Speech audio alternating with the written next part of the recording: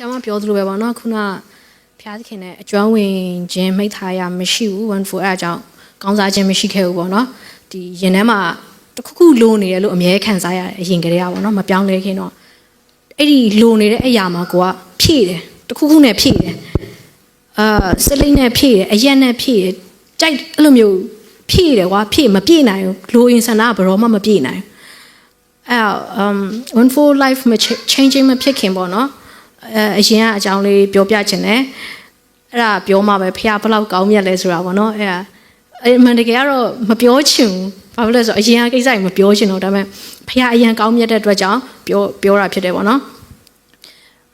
14ကဒီဆယ်ကျော်သက်လောက်ကတည်းက14ထိုင်းမှာနေတယ်ထိုင်းမှာသွားနေတော့အကိုနဲ့သွားနေတယ်အကိုအကြီးဆုံးကအဲ့တော့ life changing မဖြစ်သေးဘူး born again မဖြစ်သေးဘူးအဲ့တော့ तू ကအရက်အရန်ကြိုက်တယ် तू အိမ်မှာအရက်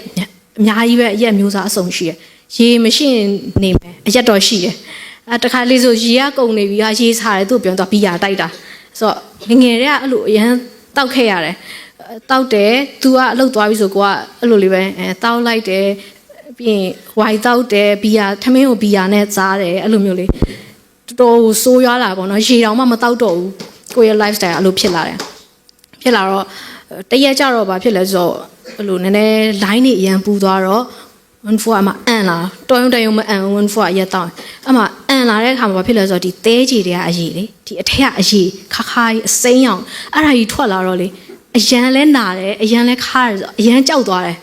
အဲ့ဒီအချိန်မှာသတိထားမိလိုက်တာကိုယ့်ရဲ့လက်သေးပေါ့နော်လက်သေးတွေကအဲ့လိုဖြောင်းဖြောင်းမထွက်လာတော့ဘူးနည်းနည်း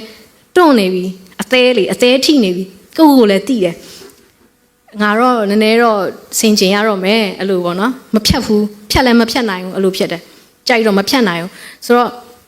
ဆင်ကျင်တယ်ရေများပြန်တောက်လာတယ်အဲ့ချိန်မှာပဲဖះအကိုကနေပြီးတော့မှတယောက်တည်းနေဖို့သူခွဲထုတ်လိုက်တယ်ပေါ့နော်တယောက်တည်းနေရတယ်တယောက်တည်းနေကြတော့လေဖះကိုဖက်တွယ်လာဆိုမဖက်တွယ်တတ်ဘူးအရက်ကနေပြီးတော့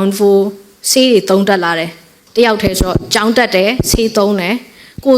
သုံးတာတင်မကောက်ဘူးတငယ်ချင်းတွေကိုပါသင်ပေးတယ်ဟိုဘက်ကြောင်းဒီဘက်ကြောင်းရောင်းတာပေါ့နော်ဆေးရောင်းတဲ့လူပါဖြစ်လာတယ်အဲ့လိုဆေးရောင်းတယ်တငယ်ချင်းတွေဆို14စီလိုက်အရန်ပျော်တယ်အခန်းထဲမှာအဲ့လို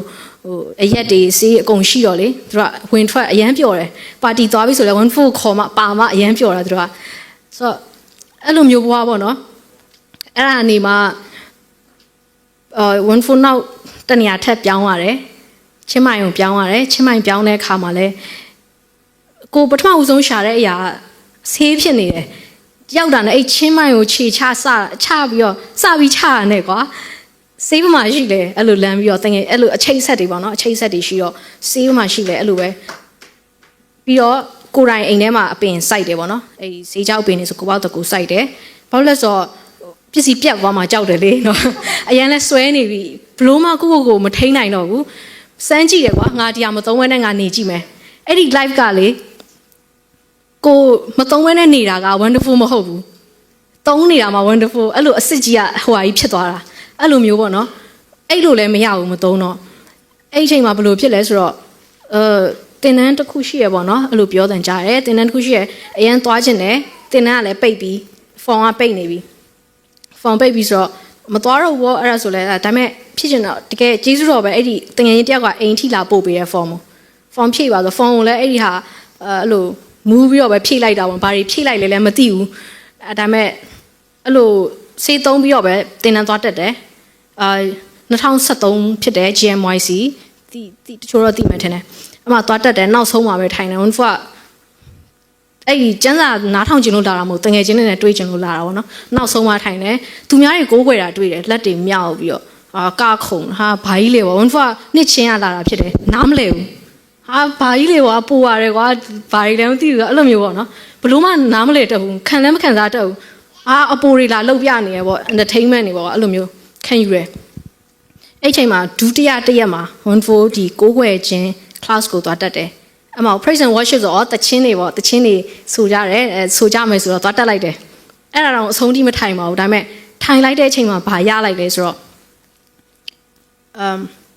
ကောင်းကင်တမန်အကြီးဆုံးကောင်းကင်တမန်3ပါးရှိတယ်ဂါဘေလာမိခေလာနဲ့loser ပေါ့နော်ပေါ့ loser ပဲထားပါတော့ loser သူကအဲ့ဒီ loser ကဘာလဲဆိုတော့ကိုးကွယ်တဲ့သူဖြစ်တယ် ကိုးကွယ်ဖះကိုကိုးကွယ်တဲ့လူသူကအကြီးဆုံးအိမ်ချိန်အဲ့နေရာမှာဘယ်လောက်ထိလဲသူကသူလမ်းလျှောက်လိုက်တာအနောက်မှာ music တွေကလိုက်တာသူနောက်ကို music ကိုသူအလောက်ထိအဲ့မှာအဲ့ချိန်မှာ one four ကဘာ music တွေနားထောင်ဆိုတော့ dead matter တို့ crash stone တို့အကျန်းကြီးတွေကွာမျက်လုံးတွေဆိုလည်းအမဲတွေဒီမှာအပေါက်တွေအများကြီးကွာအဲ့လိုမျိုးသမားအဲ့လိုမျိုးအဲ့ဒီကြားလိုက်တော့ငါဘာ music ကြီးနားထောင်နေရလဲပေါ့နော်အဲ့ကို music ကကိုယ့်ကိုပြန်ပြီး down ဖြစ်စီရလေစိတ်ဓာတ်တွေလည်းအမြဲကြတယ်အဲ့မှာနားထောင်တာမပျော်လဲမပျော်ရွှင်ကိုလုံနေတဲ့အရာနဲ့လည်းကိုမပျော်ရွှင်ပျော်ရွှင်မှုကိုရှာပြီးမရအောင်အဲ့ချိန်မှာအဲ့ဒါကြီးကြားရတယ်ကွာဆရာလူငယ်လေးပါပဲသူအဲ့လိုမျိုးပြောဟုတ်တယ်ပေါ့နော်ဒီလူငယ်တွေကိုသူက music နဲ့ထိန်းချုပ်ထားတာပေါ့ကွာ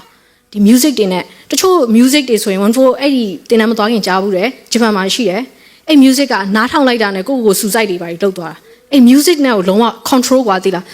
music ဘာဖြစ်လဲဆိုတော့ music မှာသူက power ရှိတယ်အဲ့ဒါကိုသိမှာဆိုလို့သူကလွဲလိုက်တာလွဲပြီးတော့လူငယ်တွေကိုထိန်းချုပ်ထားအဲ့ဟာငါလည်းအထိန်းချုပ်ခံထားတဲ့လူတစ်ယောက်ပေါ့နော်အဲ့နားလေသွားတယ်ပြီးတော့ကို club တွေဘာတွေသွားတယ်လူငယ်တွေ club တွေဘာတွေသွားခါမှာကခုံချီးမွမ်းတယ်ဘသူ့ကိုကခုံချီးမွမ်းနေရလဲရှင်းနေရပဲဖះเจ้าတွေမှာကျတော့လက်တွေဘာတွေမြောက်ဖို့ကရှက်နေကြတယ်ပေါ့နော်one four တော့နားမလဲနိုင်ဘူးဒါပေမဲ့အဲ့မှာတိသွားတယ်ဟာ club တွေသွားပြီးတော့ကခုံနဲ့လက်မြောက်တာတွေကဘာမှမရှက်ဘဲနဲ့ဖះเจ้าထဲမှာအဲ့လိုလုပ်တာမဟုတ်သေးဘူးပေါ့အဲ့ဒါမဟုတ်သေးဘူးဒါသူတို့ club ထဲမှာကခုံတာထက်ကိုပို့ပြီးလောက်ရမှာဒီအရာပေါ့နော်အဲ့လိုပွင့်သွားတယ်ပွင့်သွားတယ်ဒုတိယတရက်မှာကျတော့အဲ့မှာ worship team တက်လာ worship team ကသူကဟိုတစ်ဖွဲ့ရမဟုတ်အကုန်လုံးဘယ်လိုပြောမလဲ global youth conference တော့လေဒီ global အဲ့ဒီ worship leader တွေအကုန်တက်လာပြီးတော့သူတို့ဘယ်လောက်ထိဆက်ကတ်ထားတယ်one full လည်းမသိဘူး one full အနောက်ဆုံးမှာပဲနေတယ်ကိုယ့်အကိုတယောက်တည်းပဲဟိုကြီးဒီကြီးအဲ့လိုပဲဒါပေမဲ့တော့နည်းနည်းတော့ပွင့်နေပြီအဲ့ဒီဒုတိယနေ့မှာနည်းနည်းပွင့်နေဟိုကြီးဒီကြီးတာသူတို့အမှစပြီး worship လုပ်တယ် worship လုပ်တဲ့ခါမှာသူကအဲ့လိုမျိုးပေါ့နော်ကဲဖျောက်လို့လဲဆိုတာကိုယ်ဝယ်ပါဆိုတော့အဲ့လိုမျက်လုံးလေးမှိတ်လိုက်တဲ့အချိန်မှာ power တစ်ခုကိုခံစားရတယ်တစ်ခုကွာကိုယ်အဲ့လိုမျိုးတစ်ခုခံစားရမှာတဖြည်းဖြည်းနဲ့အရှိန်ကအရန်ဘယ်လိုပြောမလဲ power ဒီလိုကြီးအဲ့လိုကြီးကိုခံစားရတာကွာအဲ့လိုကြီးအဲ့တော့မျက်လုံးမှိတ်ပြီးတော့လက်တရားရှိရှိနဲ့မြောက်လာသေးတာကိုမြောက်လာပြီးတော့လေသူ့ရဲ့ချစ်ချင်းမြတ်တာလေအဲ့လိုဒိန်းဆိုဒီတဲကိုဝင်တာဒီနှလုံးသားတွေကိုဒိန်းနဲ့ဝင်တာအဲ့ဒီအချိန်မှာဘေးမှာဘသူရှိလဲကိုမသိတော့မျက်ရည်တွေပေါက်ကြတာမျက်ရည်ပေါက်ကြပြီးဒူးတွေပါပြစ်ထောက်သွားဟာကိုဘယ်တော့မှအရန်ရှက်တဲ့လူကဘယ်တော့မှလူရှိမှလို့ဒါပေမဲ့အဲ့ဒီအချိန်မှာဘေးမှာဘသူမှမရှိတော့ဘူးကိုအဲ့လိုခံစားဖះနဲ့ကိုနဲ့နှစ်ယောက်တည်းကိုအဲ့လိုကြီးတွေးလိုက်ရသလိုပေါ့နော်သူ့ရဲ့ချစ်ချင်းမြတ်တာကြီးကဒိန်းဆိုဒီတဲဝင်လာတာအဲ့ဒီအချိန်မှာမျက်ရည်ကြဘလို့မှမခံစားနိုင်တော့အိမ်ထဲကစပြီးတော့ဖះဒီလိုအဲ့လိုလေးပဲလုံးဝ wonderful life က upside down လုံးဝ upside down အဲ့မှာအဲ့ဒီနေ့နောက်ဆုံးနေ့ပြီးလဲပြီးတော့ပြန်တဲ့အခါမှာလူကလေလမ်းလျှောက်နေဆိုတော့အရန်ပြောတာပြုံးနေရပဲအရန်ပြောတာအဲ့ဟိုတချင်းလေးဆိုတချင်းကကိုယ်ွယ်ချင်းတစ်ခါမှနားမထောင်ဘူးအဲ့ဒီ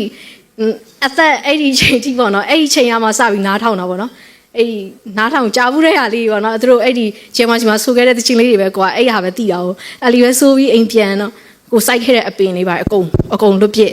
ရှိတဲ့ဟာအကုန်လွတ်ပြစ်ရမ်းပြောတာလေဒီထဲမှာအရမ်းပြောတာရမ်းလွတ်မြောက်ခြင်းကိုအရမ်းခံစားလိုက်ရတယ်သူရဲ့ first love ပေါ့နော်ဒါ one phone နဲ့ first ထိတွေ့ခြင်းပေါ့နော်ဖေကအဲ့ဒါလေးကိုအရမ်းခံစားရပါတယ်လို့အဲ့ဒါလေးကို sharing လုပ်ချင်ပါတယ်လို့ thank you